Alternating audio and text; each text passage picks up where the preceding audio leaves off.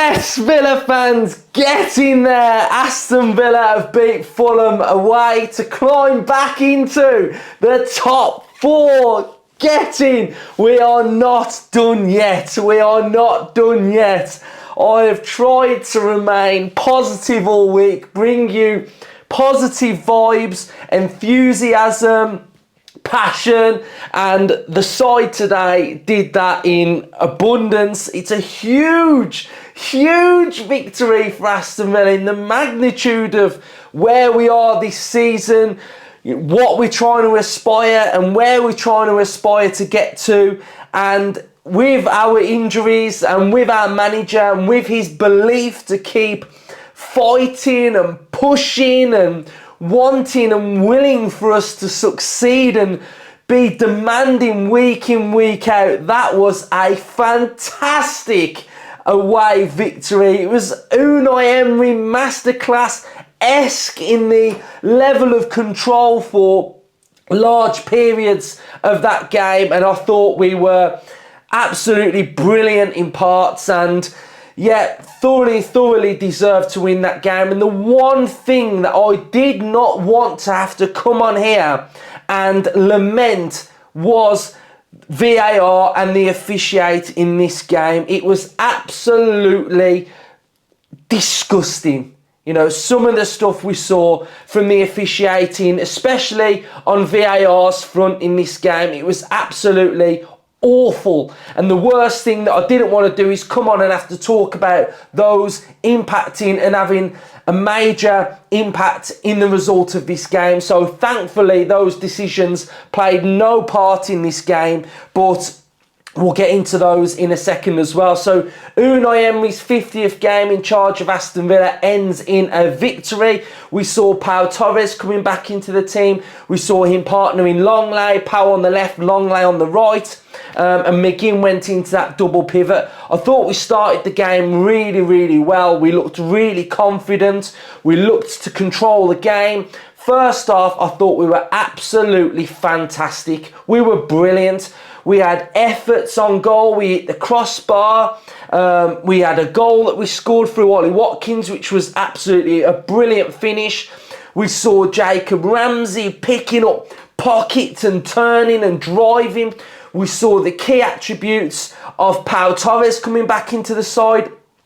Ball playing centre half, pinging those passes progressively into Jacob Ramsey, zipping it into Ramsey. Ramsey turns away. I thought McGinn in the double pivot was brilliant. He was dominant. He was unreal in the middle of the park. We saw Louise pick up a little bit more advanced positions as well. We saw Matty Cash making up a back three of Pau, Longley and Cash. Cash, what I called for a couple of weeks ago, some of you will have saw what I wanted to see from Cash. More defensive, tucking inside. I thought tactically, Cash was superb, absolutely superb in this game, and he was brilliant. I thought our press in the 4-4-2 was absolutely outstanding. The goal that we scored was absolutely brilliant from Jacob Ramsey when he turned and pressed and won that ball back, and that finish from Ollie Watkins to just on an angle to cut back inside across the keeper. It was an absolutely fantastic strike from Ollie Watkins. It was sublime finishing. You know, really good finish from Watkins. I felt like Watkins led the line really well. His hold-up play was really good. He run them ragged, a little bit like the Sheffield United game. His pressing, his energy, his finishing was great. We've got to talk about that shot from Bailey. Oh my days, he got it on that left foot and hit that shot and hit that crossbar. What a strike that was. A real good strike from Bailey. Bailey's work rate was energetic, it was lively, it was determined, it was tactically following the Unai plan. And then we get to this talking point, the offside goal. What on earth were VAR doing? VAR have drew a line from Leon Bailey's foot up against Tim Ream. So the header goes nowhere near Ream. So Bailey is not involved in play.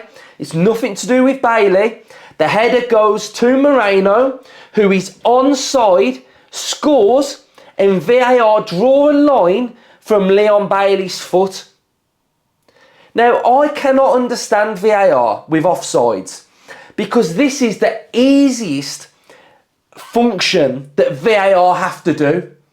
All they have to do is look at the last part of a Fulham defender, which is Ream, and draw the line from where that Fulham's last body part, whether it's a shoulder, whether it's a head, whether it's a foot, and draw the line from there. Doesn't need to look at Leon Bailey whatsoever, because the ball's gone nowhere near him. So it's just absolutely ridiculous that Moreno is nowhere near Ream. I don't understand. I just don't understand why the line is not drawn from Ream, and you can clearly see that Moreno is onside. He's onside, and VAR have got it wrong. It's a terrible decision that has a massive impact on this game, because Villa can go 2-0 up at half time, and it's just disgusting how they can get this decision so wrong. And it's simple. It's so simple. It's terrible. It's terrible. I can't believe it. Then Tielemans has a massive chance at the end as well to just needs to dink it. Just dink it over the keeper, and we can go in at half time 2-0 up. And then we come out second half, and there's another bad decision here. There's another bad decision coming. Fulham started the second half quite well, like you'd expect, full of energy, had that little bit of sort of drive, they've been galvanised from sort of Silva getting into them at half time.